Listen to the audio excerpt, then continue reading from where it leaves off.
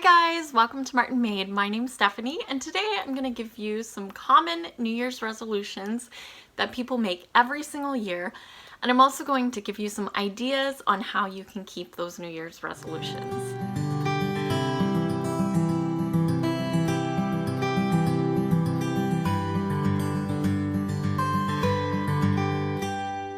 So every year people make New Year's resolutions. They want to better themselves and they want to do things better than what they did the year before. And in hopes, I think, of being a better person. Well, I have some very common New Year's resolutions that are given, and most of these New Year's resolutions I am either very good at or I have them as my downfall. And so I wanted to come on and I just wanted to give you some ideas for different New Year's resolutions and just some ways, if they are a downfall to me, those are some of the things that I am trying to work on this year.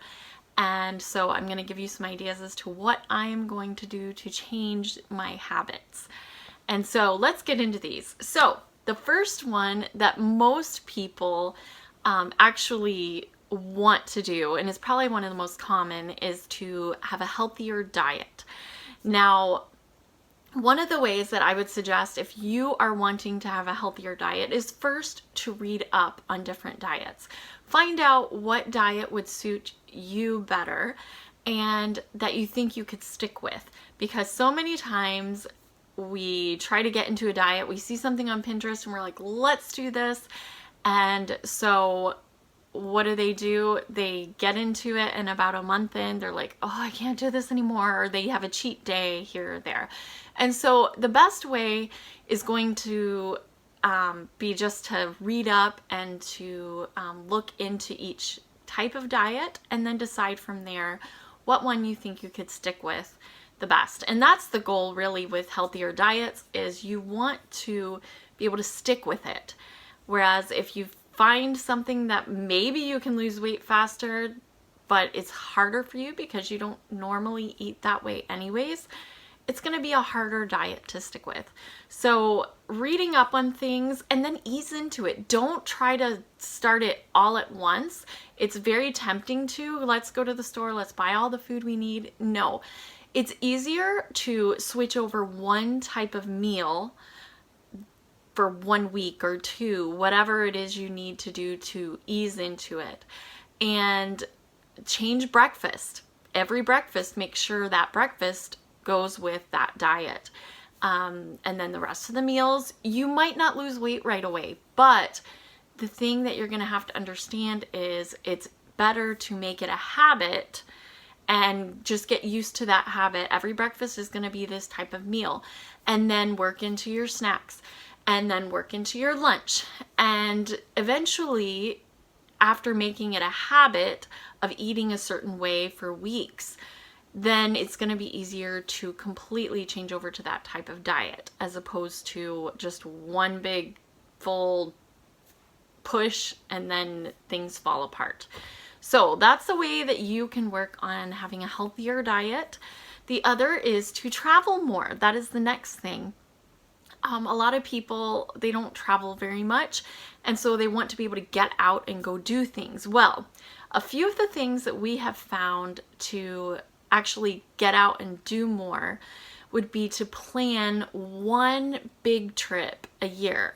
Try to plan on doing one thing that is big that maybe you've never done before. Maybe it's to travel to a certain place or something along those lines. Save up for that for the entire year and plan on that one big trip. If you do it every year, eventually over 5 or 6 years, you will have gone to 5 or 6 different places. When I was younger, we didn't travel really at all. The only time we traveled was to go see family. And we might stop here or there if there was something free to do, but we didn't usually go into places and travel here, there, and everywhere and get hotels. We didn't do that really at all. So this is something that you could do if you don't have the money to do anything big. Just save up, plan one trip, maybe in a couple of years, save up for that, and in the meantime do smaller trips. The other thing is to plan trips that are free or almost free. We did this a lot growing up. If we went somewhere, we would usually go to family members' houses, and then we might on the way home stop in at a park or a museum that was free. There's lots of those type of places. One place we went to that was a pretty cheap trip, if you will. We paid for our lodging and we paid for food, and that was it, because we went to DC and everything that you can do is free. And so all the activities we wanted to do, we were able to do free. So that's the other thing I would suggest, is to do that.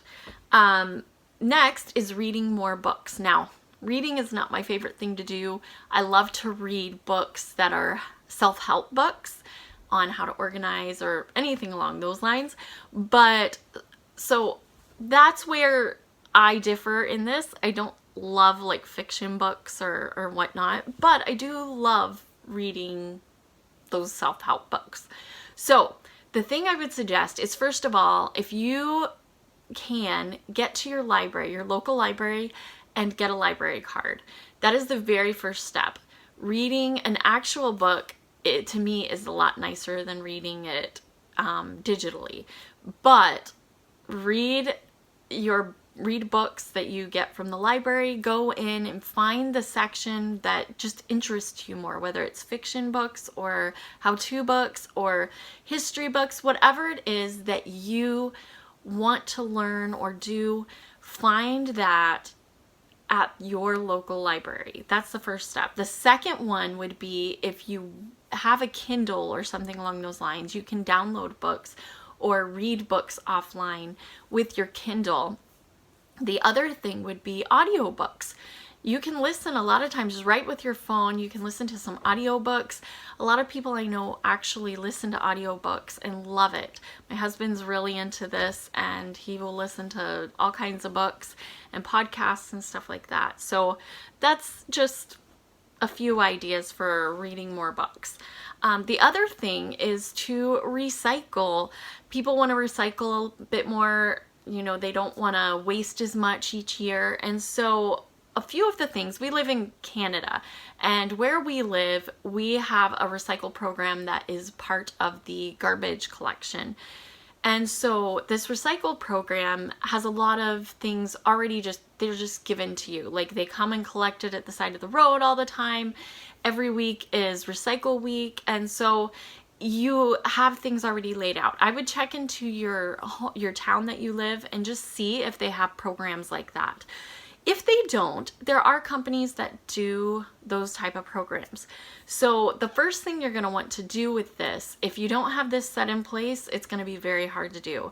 Make some kind of recycle system, whether it's in your garage or in your kitchen. My suggestion would be in both, because that will be the easiest way to start recycling things. Secondly is to learn what things get recycled where. So learn what plastics get recycled, what don't, what papers that you can put into each of the system.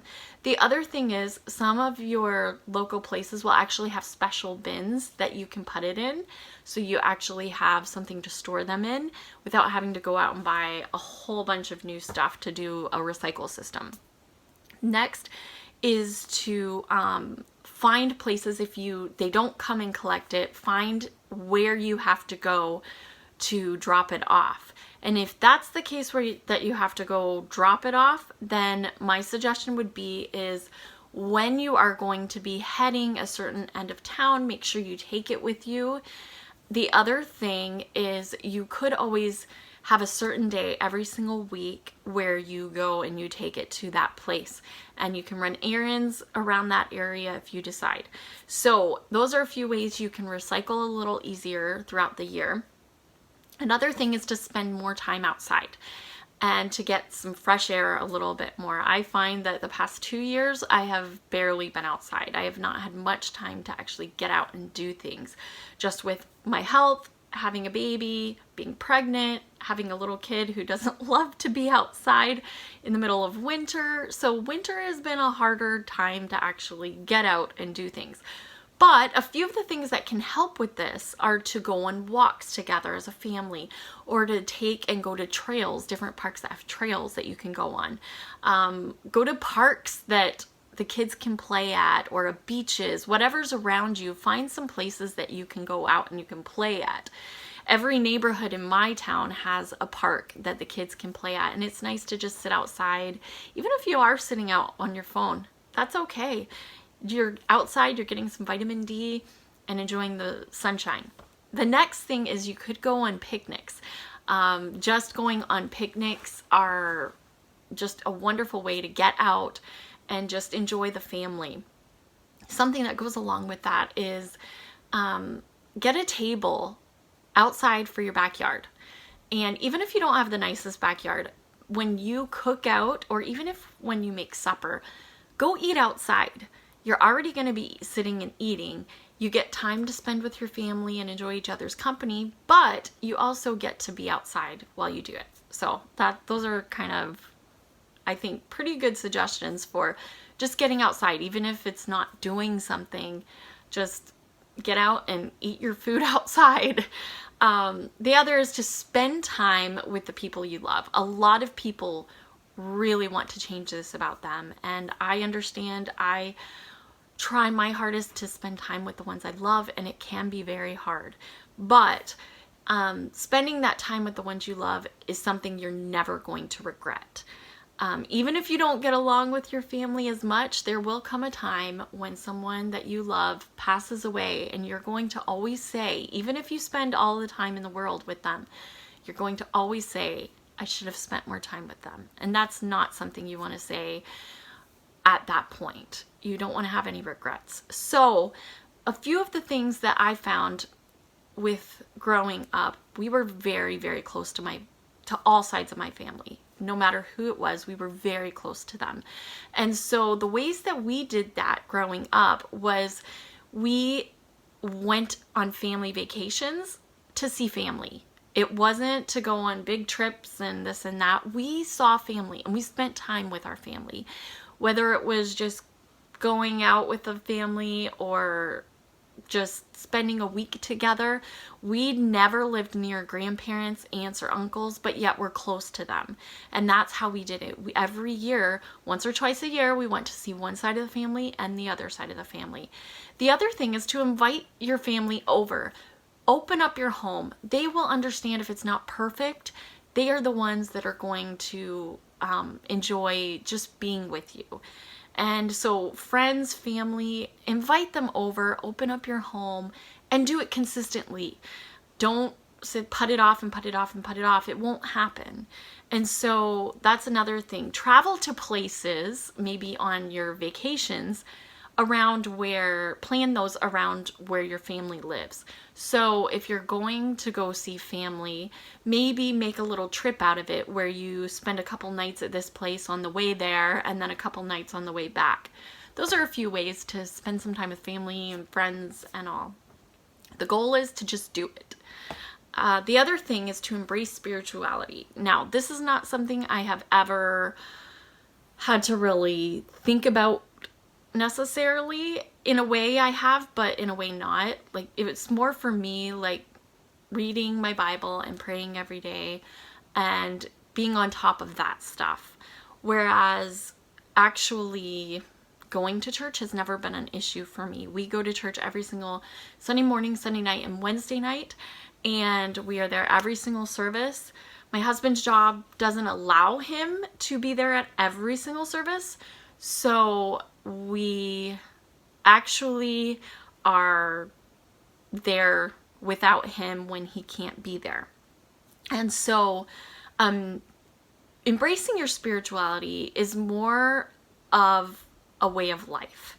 You have to think of it like that. You have to plan your life around the church. If that is what you are seeking for, you are going to have to change your life to do that. You aren't going to be faithful to church. You aren't going to see a change in your life if you are not going to church consistently. Every time that door is open, you need to be there. Your children will see a difference. You will see a difference. You will be able to make a difference if you are consistent with it and make the church your life. For those of you who are new to this channel, you can hit that red subscribe button down below, and you can also hit on the little bell down there, and that will notify you every single time I upload a new video. I am looking forward to seeing you in the next video next week, and I hope you have a wonderful day. God bless. Bye.